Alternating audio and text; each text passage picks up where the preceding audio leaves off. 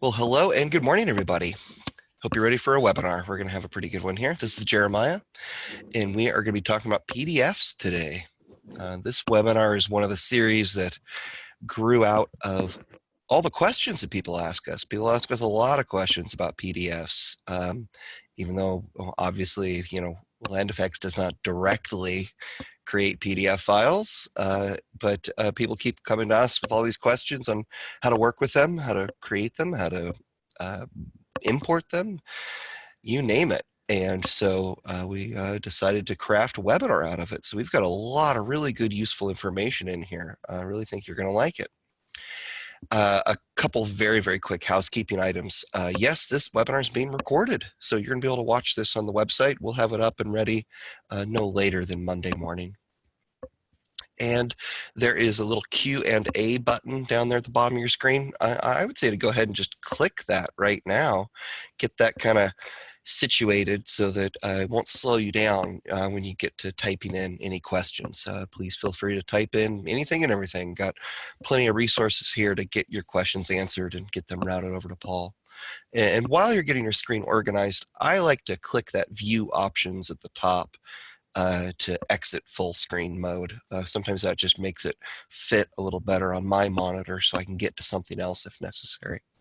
But that's all really I have to say. So I'm going to get this handed over to Paul.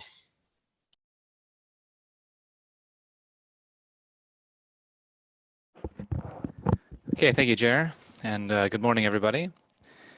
This is me. My name is Paul, and I'll be your narrator today. Here is the outline. We are first going to just talk a little bit about PDF files, what they are, and why we should use them. Then we're going to move on to some CAD settings for PDFs and how to actually produce a PDF through AutoCAD. And then we'll move on to our recommended third-party PDF printers and do a little compare and contrast between those 5 or 6 of them. And from there, we'll go a little bit into importing a PDF into CAD and sort of some of the limitations and value of doing that. And then after that, we'll talk about editing a PDF in a PDF editor outside of AutoCAD, add some neat little features there. And then we'll end it with some troubleshooting issues. So to start things off, what is a PDF? PDF is a portable document format file type that was developed by Adobe in the 1990s to solve a pretty big issue in Mac and PC, and basically sharing files with text and or images and getting them to talk across different platforms. So they came up with this neat solution, and it's grown pretty drastically ever since it was created. And now PDFs support many different types of media, including interactive buttons. They can have embedded videos, various graphical elements, embedded fonts, and more. So why should we use these PDF files? Like I already said, they support different platforms. So basically, if you're on if you're on mobile, if you're on a tablet, if you're on a PC, if you're on a Mac, you can share these documents in between those platforms, and you're basically going to be getting the same document per each with no real issues in translating those files. And the original formatting is preserved. So where your text is in the original document as it's exported to a PDF, it'll actually stay like that and basically translate pretty smoothly, no matter who's looking at it from where, give or take a few elements. And then there's security reasons.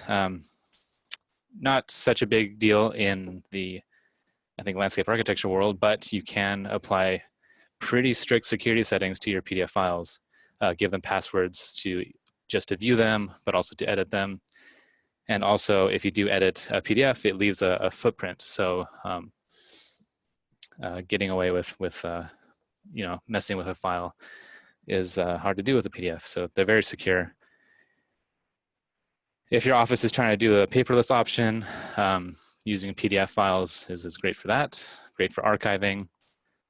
And this is also important, PDF files are supported by freeware. So Acrobat Reader and other PDF readers are free. So no matter who is viewing the document, there's not going to be really any limitations to them.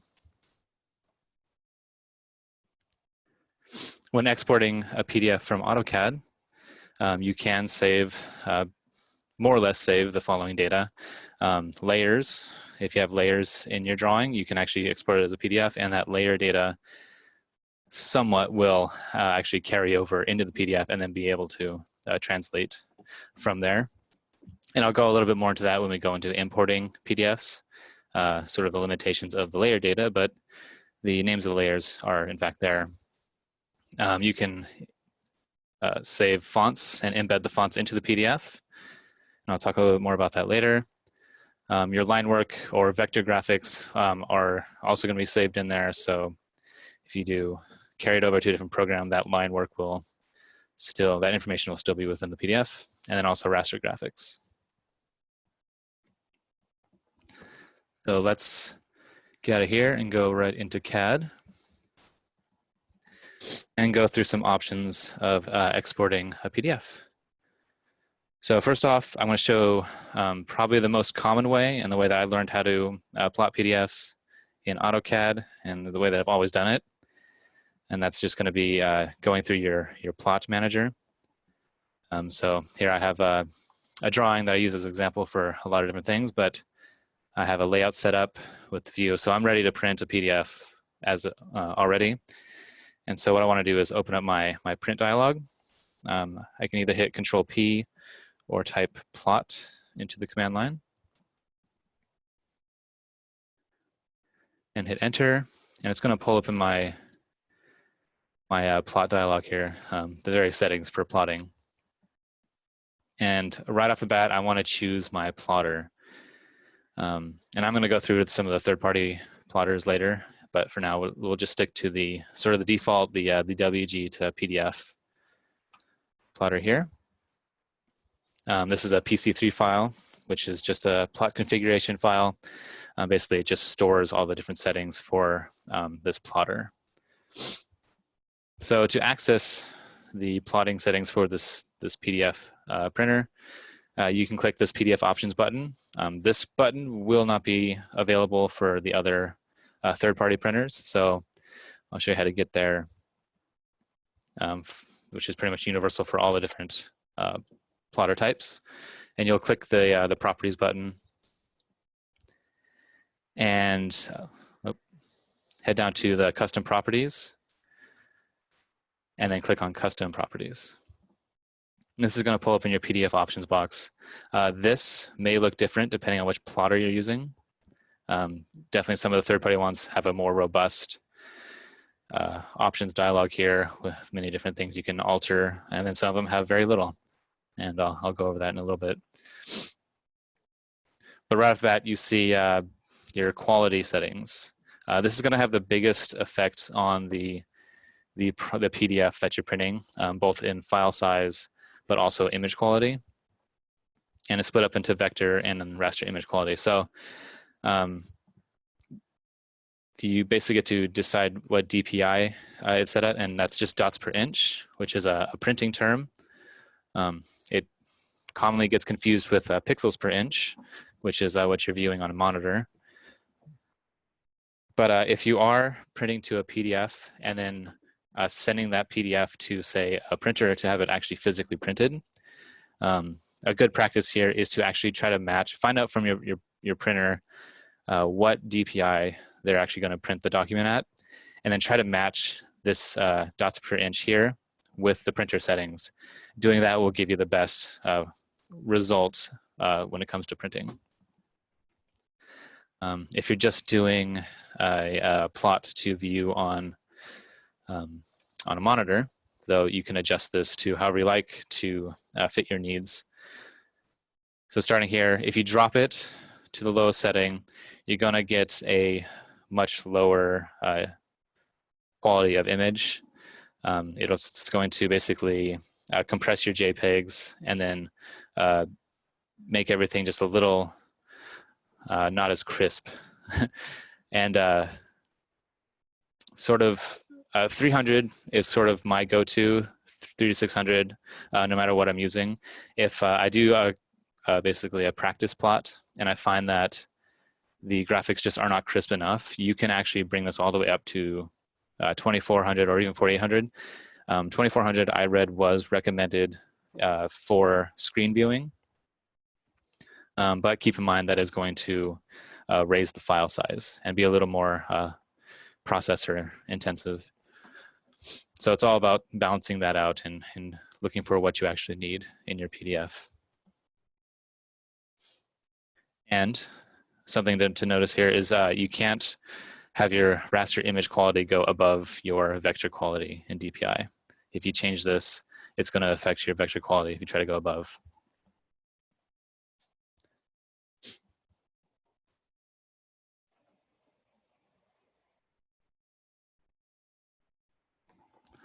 And then we have going down our lines overwrite option, which is basically your merge control. We recommend changing this to lines merge. This ensures that the halftone lines and areas do not completely wipe out other lines that are that they may be covering. If you choose to overwrite, you may actually get some items to basically get wiped out if there are overlaying items. And so we just do lines merge, that way you're not losing any of that information. And then down below we have the various CAD data that you can export into your PDF. Layer information, if you have that checked, it'll actually recognize what elements are on what layers in your CAD file through the viewport and save that layer information so that if you then import into CAD again, or if you open up in a program that has layer information, it'll actually already have that assigned there. If you don't, it'll just be basically a flat PDF as far as layers go. Hyperlinks and bookmarks. This is something that I'll get to in basically post-editing, not in CAD. So we don't need those. And then capturing fonts in the drawing is pretty neat. What that does is basically embeds the font information into your PDF so that if you open up in any PDF viewer, the correct fonts will be displayed in that PDF. If you don't have that checked, and you open up, say you switch computers and you open up a PDF that has a certain font style, but the font isn't embedded, and that computer doesn't have the font installed, then the reader is basically either going to not display it, or it's going to do its best to substitute that font for something similar. And so you can get some interesting results with that if the font is not installed. But I would just leave it checked because it really does nothing to the file size and ensures that your fonts are going to be properly displayed no matter who's looking at it.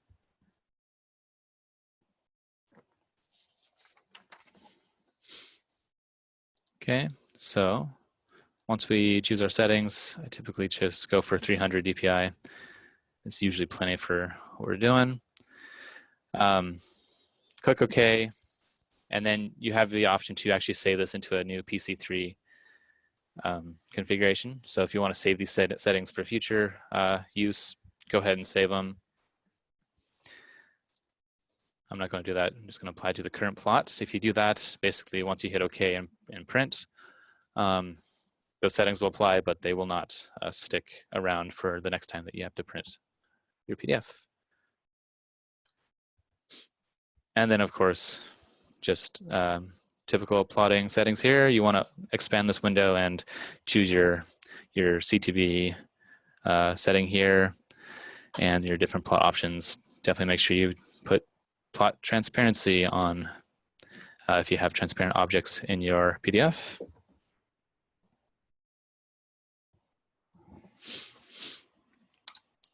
So once you do that, it's going to bring up the save box here, and then you can just go ahead and save your PDF. And I should run through this pretty quickly.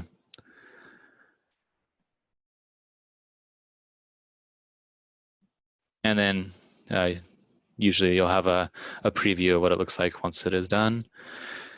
We'll take a look at some of these files in a little bit.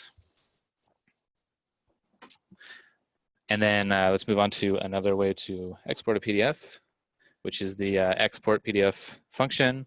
The command for that is epdf. Hit enter. And this is going to be much simpler.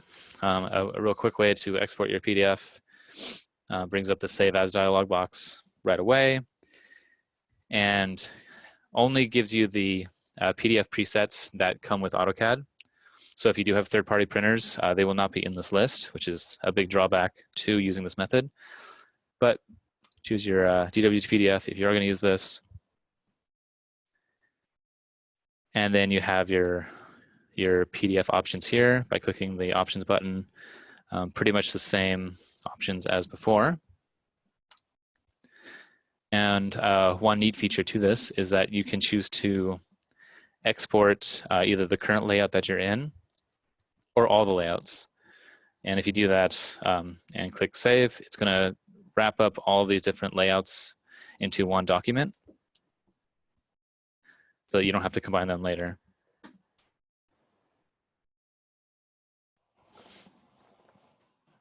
Okay, and then the third way to create a PDF is to publish. So head up to the upper left-hand corner and click on the Publish button. Real value to this is that you can print your sheet sets. So if you have a sheet set with different DWGs and you're trying to get them all basically batch plotted all at once and in a combined neat file, you can do that by publishing. Basically, you can load in your sheet list. You can choose to either plot to DWG or DWF, or PDF, sorry. And then you have your, once again, your default AutoCAD PDF printers. Okay, and once you set that up, go ahead and manage your sheet set and which basically sheets you actually want to print. If you say you don't want to do details in this this round here, just click the remove sheet and it's going to remove it from this set. And I don't want to do the model either. Let's say I want the index.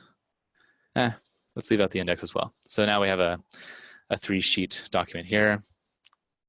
Go ahead and click publish. You don't have to save the list of sheets if you don't want to.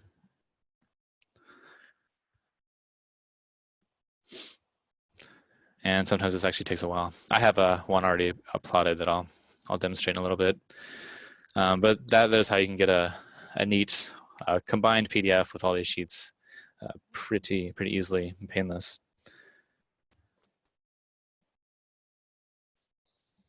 So you may have noticed there are a couple other options for the DWG to PDF. There's general documentation, high quality, smallest file, and web and mobile as PC3 options already in CAD. If you do have those in your list, here is some information on what they mean and sort of their settings, unless you go ahead and customize them. But the general documentation is going to give you sort of I want to say the middle grade, a pretty standard, very viewable on a screen, but also printable, really high vector quality. It's going to give you the lines over right for all of them, but it will save your layer information. And if you do have hyperlinks or bookmarks, I guess it'll save those. We don't recommend doing those in CAD, but rather do it afterwards. And then your high quality is going to give you the best settings, except for the merge control, and so forth. This is just available on the Autodesk knowledge base website if you want to look up the PDF options.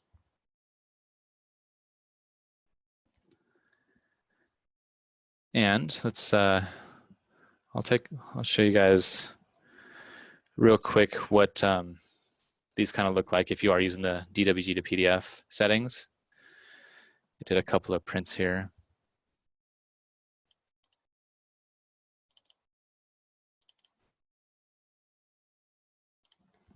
Let me just pull these open. Give me a sec.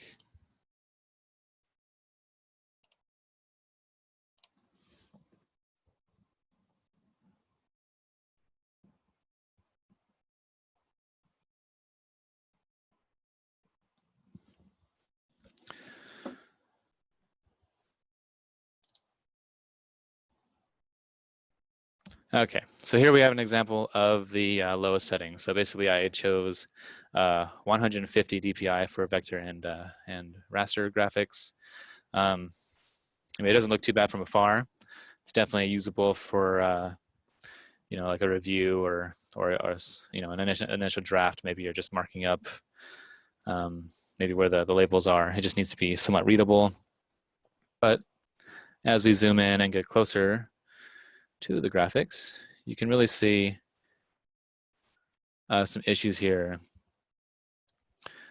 Notably, these tables, they were had very, very straight lines. This is the vector quality going down. You can see that the straight lines have kind of been lowered in basically how many lines are in the actual vectors. And so you get these kind of funny shapes as it's trying to create the lowest amount of information for vector as possible. And then you can see the raster graphics in between some of these lines. That's where you get the pixels. So these shrubs have pretty much lost all of their definition. And you see kind of like the JPEG compression pixels here. If you don't know what JPEG compression is, that's the whole reason that JPEGs were invented in the first place, was to compress image files and make them a lot more usable and take up less space. JPEG actually stands for Joint Photographic Experts Group, which is the group that created the JPEG file format. And just the more you compress a JPEG, basically it's going to remove some of the transitional colors. So if you zoom into an image really close up to where there's, you know, where you can actually see the pixels, you'll see that there's a lot of variation between different pixel colors. JPEG, the more you compress it, the more it'll take out those sort of in-between colors. So it kind of lessens the amount of actual pixels, but also tries to create patterns, which is much easier on the data side of it. And so the more you compress it, the more you get sort of this kind of dumpy, pixelated look. And then as another example, I did a print at 300 DPI for both vector and raster. Let's take a look at this.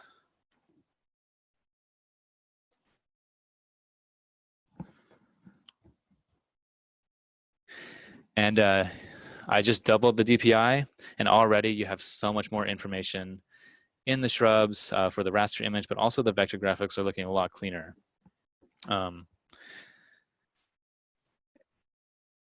So this is sort of my go-to. It's a nice in between, you know, high quality and low quality, but also keeping the file size somewhat minimal, at least for the setting. Just so you know, the last document that I pulled up was, where is it? It was 5 megabytes, about 5 megabytes. This one here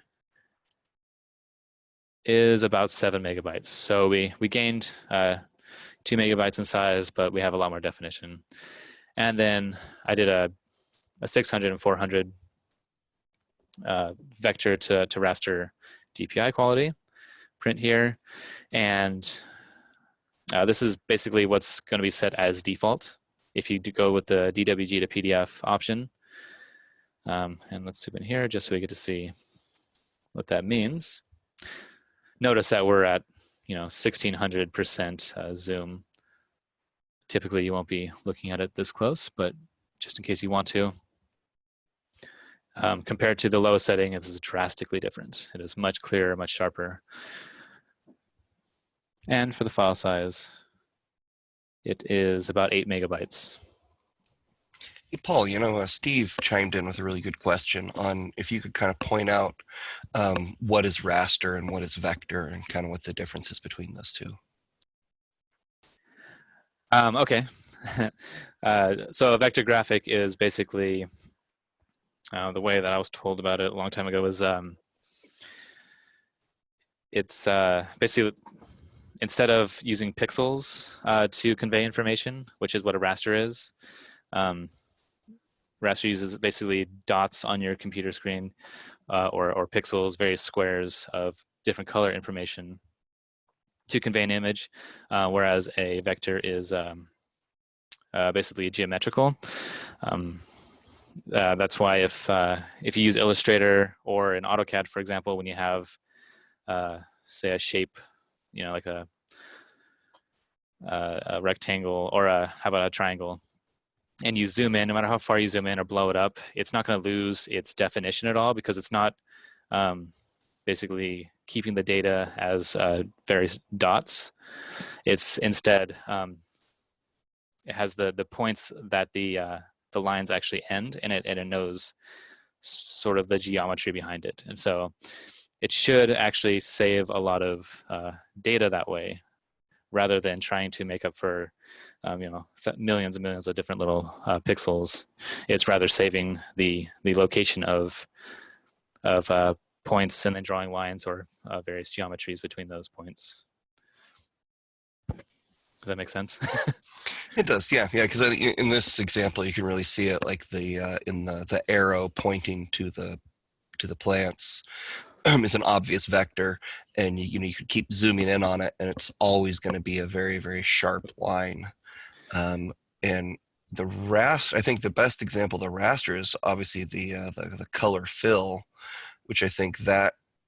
But it might have a vector outline, but I don't know. I think you can see the so you can see here pixels exactly.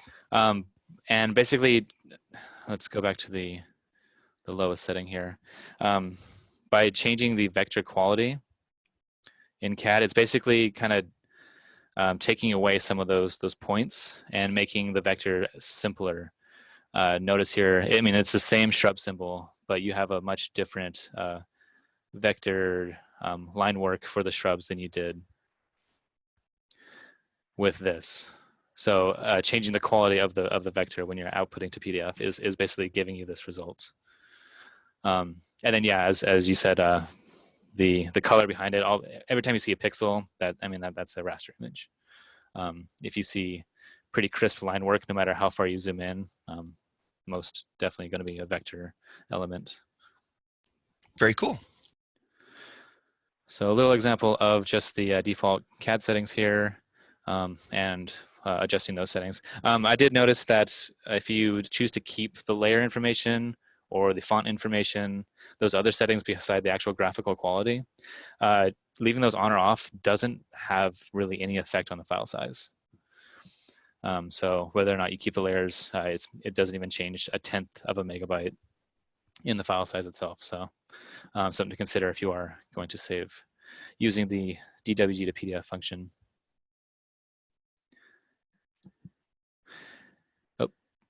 Let's go to my slideshow. If I can find my mouse. Okay.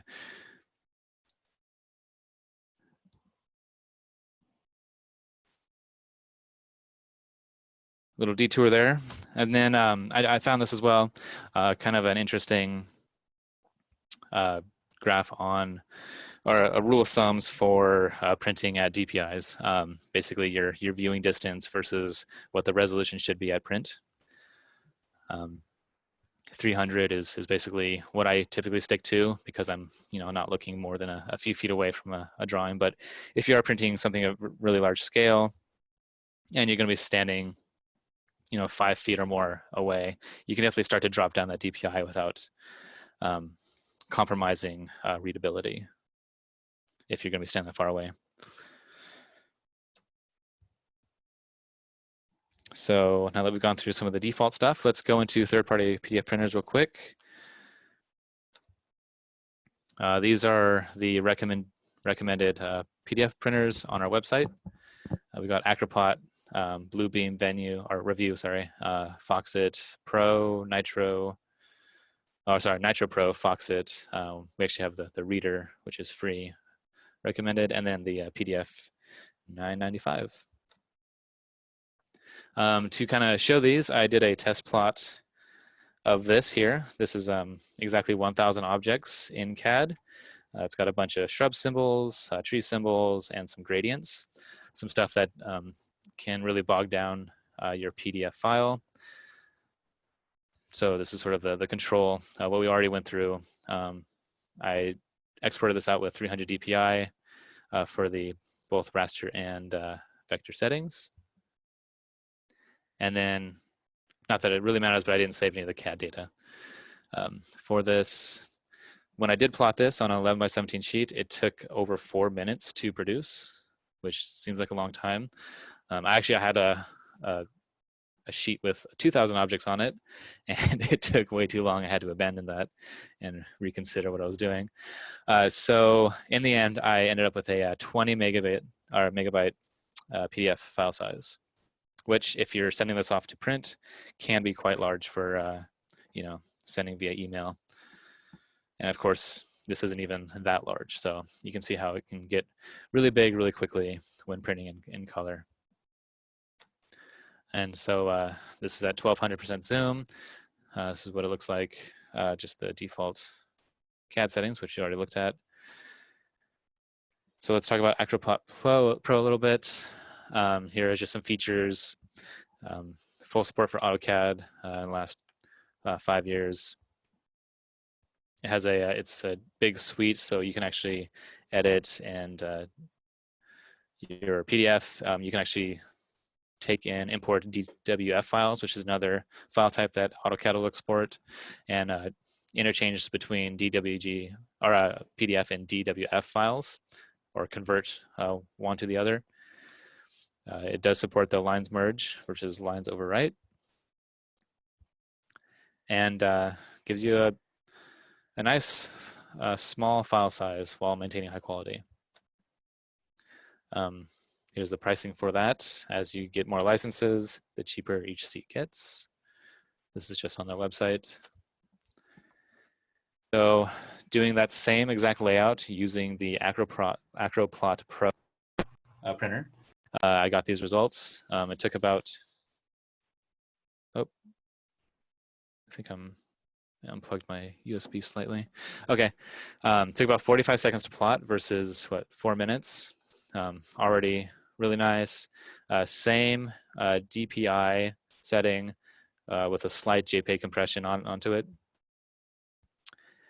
And the file size is way smaller. That's 1.2 megabytes in size. If you zoom in real close, you're losing a little bit of quality compared to the default, but you can basically change the PDF compression to 100% and have a better image. So typically you won't be viewing this at 1200%, but using the pretty similar settings, this is what you'll get. Bluebeam is our next third-party printer. This is a really nice PDF sharing and reviewing and editing piece of software. Definitely good to put on, has good tablet support, mobile support, and allows you to actually make a lot of notes and do a lot of basically revisions or basically reviews on your PDF, and then collaborate with others who are also using it. And so really good for that. Again, it makes small PDFs as well when using the printer in CAD. Didn't have as many output options as Acroplot, but had everything you needed to do. It's a little more expensive, but it is a really big piece of software for PDF editing and reviewing. Once again, 45 seconds to plot, it's pretty quick, and 3.6 megabytes file size, still way smaller than the default. And zoomed in at 1200%, you get this. Next we'll do Nitro Pro, which is another PDF suite. Got lots of options for reviewing, collaborating, editing. This one produced the smallest of all the PDF sizes, using pretty much the same settings, and actually has quite a few output quality options. A lot of different settings for your various JPEG compressions and whatnot. So I thought that was pretty neat. if you buy it today, apparently it's pretty cheap for the individual. So there's some information on that. This took a little bit longer to plot, but it produced a less than 1 megabyte PDF. So if size is what you're most concerned about, this is a pretty good option. Plus, you can increase or lower the quality as needed. And you can tell it's definitely got a bit more compression using very similar settings. And then Foxit Reader, this is free. Foxit Pro includes the PDF suite and does cost some money, but the reader is what we use to print, and it works good enough. So also the program that comes with that does allow you to do a little bit more than I think Adobe PDF Reader does, or Acrobat Reader. So I like this one. Allows you to share your PDFs and has some quality options as well. Almost looks the exact same as the others. 1 minute to plot, 2.6 megabyte PDF file size, and maybe a little nicer than the previous one. And then PDF 995, I think this one was actually recommended by one of our users. The website, it looks a little, it's not as highly produced as the others. Old school. It's old school, yeah. I mean, it's free, so I don't think I got any viruses with it. But yeah, quick PDF plots. Pretty decent PDF file size. Nice contrast in the image there. Pretty pixelated, but again, I mean, you're typically not going to zoom in this far without blowing up your actual sheet size. So just to run through them again real quick, this is the default. This is the Popflow Pro, Bluebeam, Nitro Pro, Foxit Reader, PDF 995.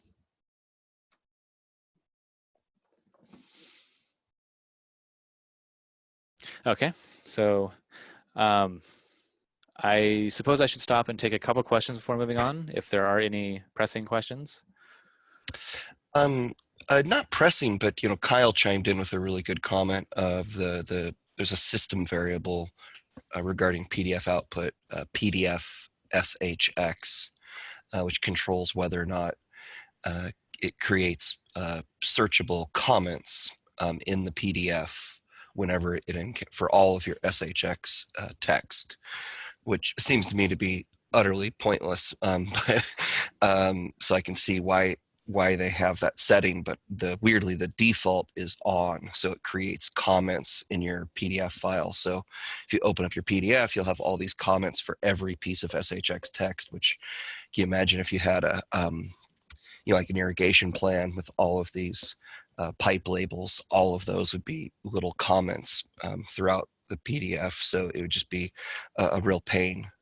But that's just a good one. I don't know. I don't think we had that on the agenda to mention, but certainly there are some obscure little system variables like that throughout AutoCAD.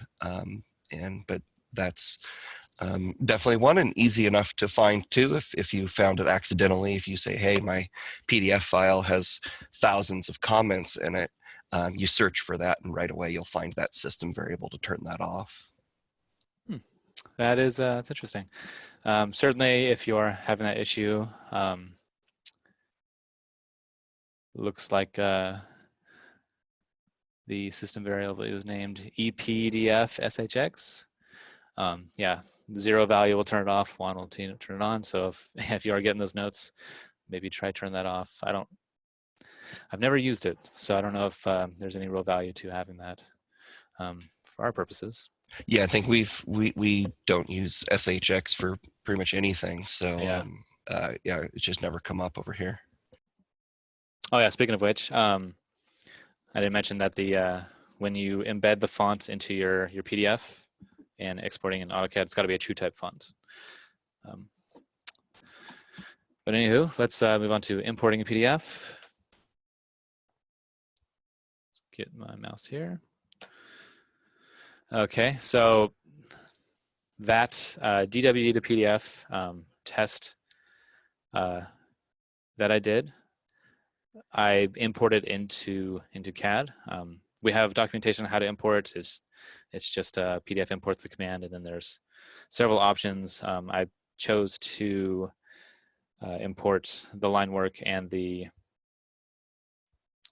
I believe the hatches, and then got the layer information. So this is kind of the results that I got from that.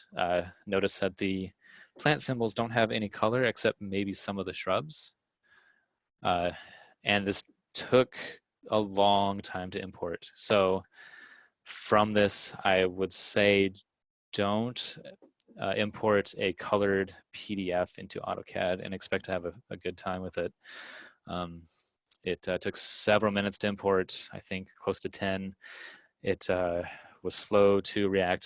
Since then, I selected everything initially, and there was too many objects to recognize in the properties, so I had to up the amount of items I could actually select at one time, and it was well over 50,000 objects, which means that even though I had the option in PDF import to connect lines, it didn't actually connect most of these lines. There's still thousands of little line segments unconnected throughout here. The hatches did not import, rather they turned into raster objects. And yeah, no color information on a lot of it, though the gradients did seem to stick. So all in all, I would advise not doing this. Next slide. And here's the layer information that was imported, and notice, yes, the layer names did transfer over, and the objects that were on those layers are in fact on those layers. However, no other layer information actually imported. So all the color, line type, line weight, plot settings, any of that did not carry over. So not a good workflow to share your PDFs and expect them to be imported into CAD flawlessly. Just a tidbit on that. And then I did a test plot of just a black and white simpler drawing, and this came in much easier. Certainly there was a lot of objects in there. It created a couple of ellipses, which we don't use ellipses in land effects. So this is just, if you look on your right here, you'll see the different objects that did import from what were blocks and lines in CAD. And of course, there's many thousands of objects in there. So that's what you get when you import a PDF made in CAD.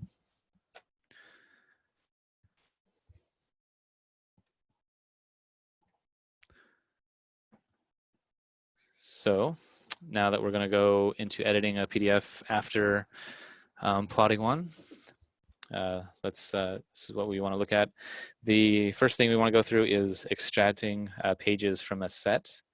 So when I exported that PDF as a sheet set, or rather when I published it, I have a nice little document with various pages within that PDF. Say you get a big document from an architect or an engineer, and it has it's PDF, but it has dozens of different sheets in it, or maybe in just a few, but you want to extract either single pages from it or just have a couple available in a separate file. We're going to go over how to extract those pages. And then sort of the flip side of that is to merge PDF files into one document. So if you have a bunch of individually plotted sheets and you want to actually merge them together to make one document with multiple pages, we'll do that as well. And then I'll show how to create some links into the PDF. So if you have an index in in your sheet set and you want to make it interactable, where you click on it and it goes to that page, we'll do that. So let's head over to, and I'm going to use Acrobat Pro, but you don't have to necessarily use this program. A lot of those third-party PDF suites have these same tools. I just think that the Acrobat Pro is the most common, and it's the original software for this. So first what I'm going to do is I'm actually going to open up a sheet set that I made yesterday. So what I did here is I just exported, or I published rather, a sheet set, and it was only 3 drawings. It was my 2 landscape plans and then the site plan here. And so when you open that up in Acrobat Pro, you have your different sheets here, and say you want to just have this one as a single PDF. Super easy. If you don't have these pages here, just click on this page icon.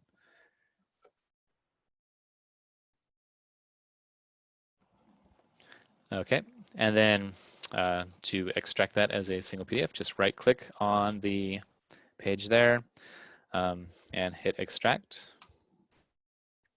And it's going to give you some options here.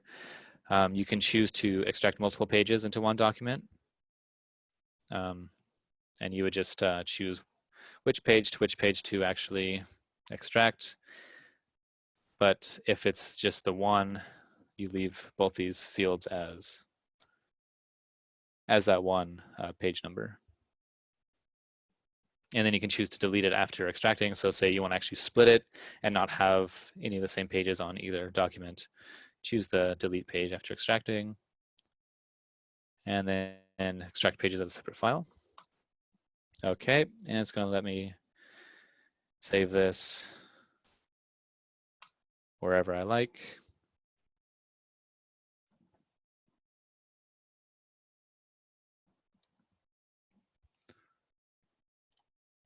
So now if I head to that location,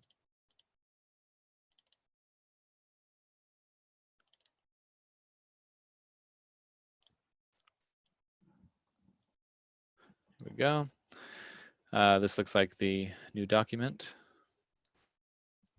10:48, that's the time. And if we open it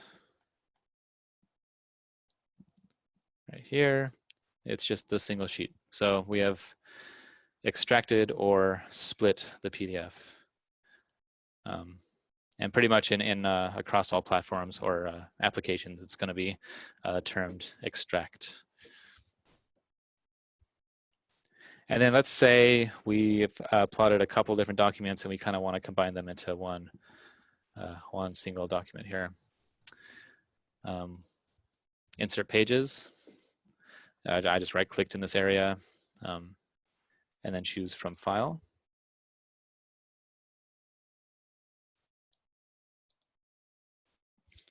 I brought up this box here. And so I have an index PDF here, and I get to choose where to put it. I'm going to put it in front, so before this page, or the first page, and click OK. So now we have a sheet index, a lackluster sheet index, and then we can insert one more page from File, and I'll do my details PDF. And this time I'm going to put it after the last page. And you can choose pages in between as well.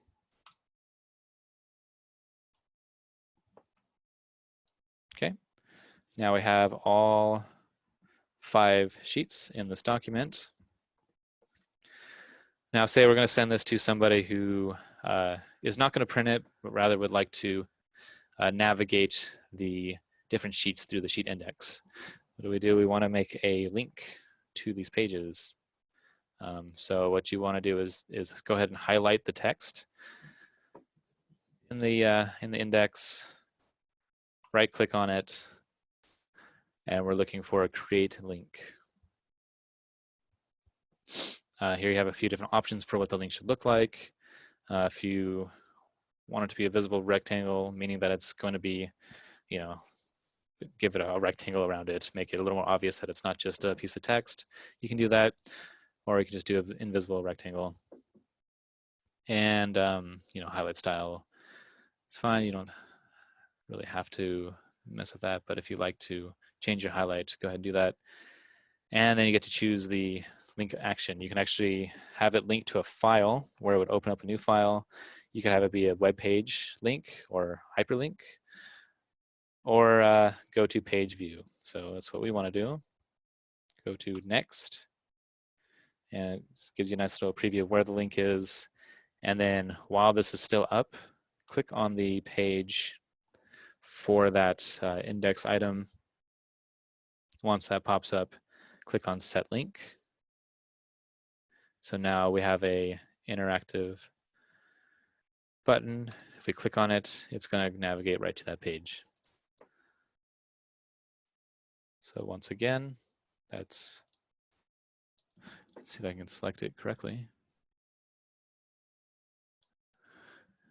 Create link. Next, navigate to that page, which is SO1. Click on set link. And now when we click on it, it goes to that page. It's pretty neat. Now this is not saved as a PDF yet. Once you have it set up, you want to go ahead and go to save. And that'll actually overwrite the original PDF that we have.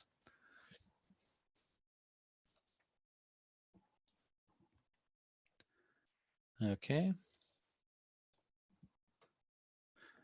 Now let's go into a couple of different common issues that come up with PDFs and sort of my recommendations on troubleshooting them. So here are a few. I've had a few issues with font not displaying properly or missing from the PDF. Once again, that's the font handling option. Make sure that you have this selected. If you don't, sometimes depending on the reader, it's going to either try to substitute that font, and sometimes the substitution doesn't work too well, or it's just, I've seen it where it just draws a blank rectangle around all text boxes. So embedding the font into the file should fix that. If you are having any display issues, say line weight look off or the color is weird. I know it used to be a much bigger issue with the DWG to PDF driver in like AutoCAD 2015 and before, maybe even 16 and before, where solid hatches or gradient hatches would plot, but then they would display with looks just like diagonal white lines cutting through them. If you're experiencing that, I've had luck getting by it by opening it with a different PDF reader, so that basically the translation is a little different, or trying a third-party printer. Yeah, just changing your printer or the reader is usually going to fix a lot of these display issues. And then, of course, the PDF settings that we went through. If you're experiencing low image quality, you might want to up the vector and the raster quality up in your CAD settings. And if you're getting excessively large file sizes, first things first, and we proved this already today, use one of our third-party recommended plotters. It's going to give you a much smaller, more compact file size for PDFs. If you've done that, or you don't want to do that, and you're still having some issues with it, gradients suck up or use a lot of data. They are, yeah, they're intensive on your machine. So if you have a lot of gradients, basically that's a lot of different information that your computer is trying to deal with. So, and that's going to bloat the file size. What you can do is then go into your drawing, click on the gradient hatches, and actually change them to solids, because it's much easier to save up in a nice size a solid color versus a gradient, which has a lot of different color values in it. If you have a lot of different symbols in your plan, and you're using some of our more complex ones with that, even though they're blocks, they have lots of little line segments in them, or different colors, all those are going to translate to separate elements in your PDF. So they're not going to be as good as they are as blocks in CAD.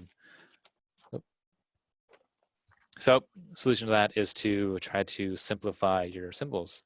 I mean, I imagine if you have thousands and thousands of symbols in your plan, they're probably not going to be need to be that detailed because you're going to be zoomed out quite a bit.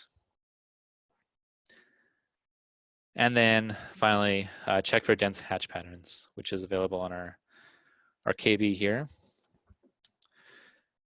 Read through this also if you're having issues with your PDF. But for example, if you have a hatch that is very dense, that's still a lot of different line information for the PDF, which can bloat a file.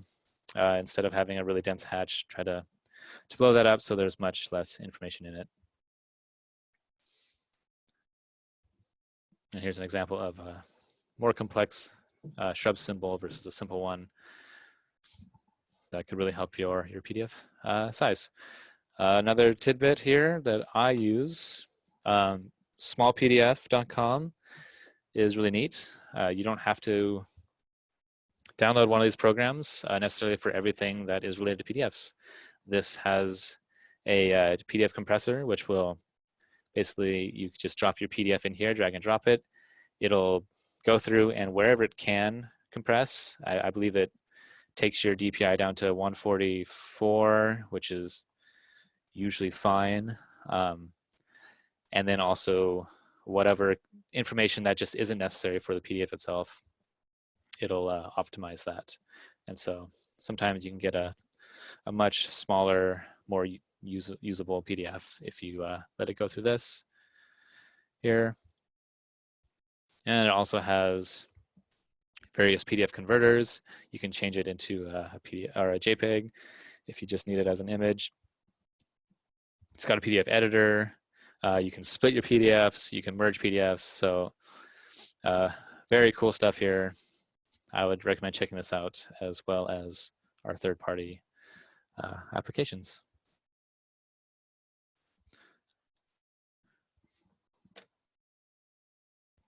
And so with that, I'll try to take some questions for the next couple of minutes. Sure. John just chimed in with a quick question. Apologies for being a new user, new to CAD and everything. Just wanted a little bit of guidance on the real simple of just how to import a PDF of the landscape plan so that he can then start designing his irrigation plan. And I went ahead and I sent him that power tip video on it, but I don't know if you want to real close out with a really quick recap of how to import a PDF into CAD. Sure. I mean, I would definitely recommend just heading to our knowledge base for that because it's pretty pretty detailed on what you need to do. But when you're in CAD and you want to import a PDF, and it really depends on the PDF. If sometimes PDFs can be have a lot of information and not translate so well, and in which case I would actually pull it in as a like a raster image or a JPEG and do like an image attach, or rather XREF it in. But to show off the PDF import, it's just the command PDF import, or also if you're in FXCAD in the Insert tab, there's a PDF import button. Once you do that, it's going to ask you what you want to do, and by default, it's set to file, so you can just press Enter. Once you press Enter, you'll be prompted to select your file. Let's see if I can get one of these that doesn't have the color information. Okay. And then click Open. And now we have a bunch of different options here. So I think I went through this on my XREF webinar as well in a little more detail, but if the PDF has layers, you can import the layer information, which is what I showed in the example earlier. If you don't need the layer information, go ahead and uncheck that, or select one of the different options. So you can have it all place onto a current layer. And then here's vector geometry, solid fills, raster images. Sometimes if the file is really sluggish, or the graphics aren't looking so great, I would uncheck vector geometry. Sometimes it can have some funky results there. And then if it has font information, you can import that as well. Basically, if there is TrueType font embedded into the file, it should pull that in as text rather than exploded lines. So, I mean, this is your call, which options you choose. You can choose to import as a block, so it comes in as a whole, which might make it a little easier to manage rather than the thousands of line segments that you're going to get. This option didn't seem to do anything for me when I exported this plan and then imported it back in as a PDF. So I'm not sure. I mean, it's supposed to connect all joining segments, so, but it didn't work for me. So anyways, convert solid fills to hatches. I mean, that didn't work for me as well, but maybe if you have different PDF, it'll work for you. And then line weight information is also saved into a PDF sometimes, so you can apply that there. Once you have your option selected, just click OK. And it's going to convert.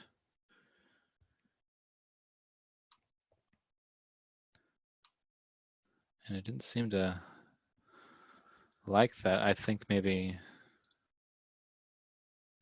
since I put it on layer 0.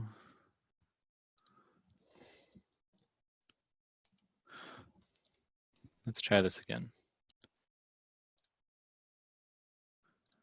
Use the PDF layers.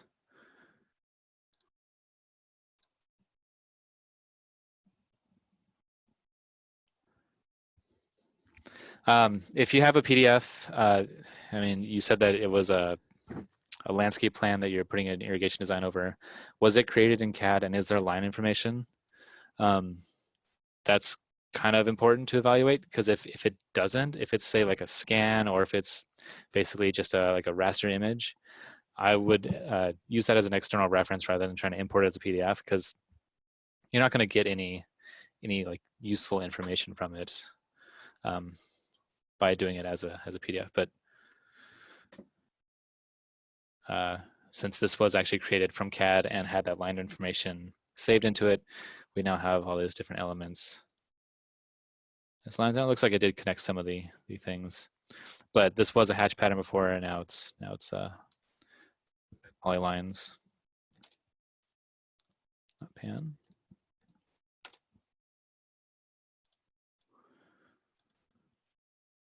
Oh, and it did actually take the text over.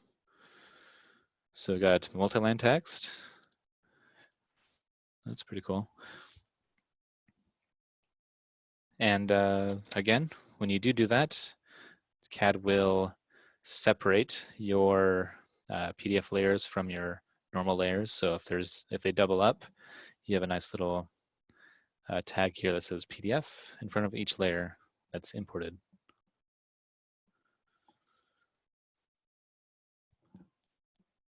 So are there any other questions? Nope, no more questions. And I think that was a great way to cap it up. So please feel free to email us any further questions or ideas, and otherwise have a great weekend, everybody. Great, thank you.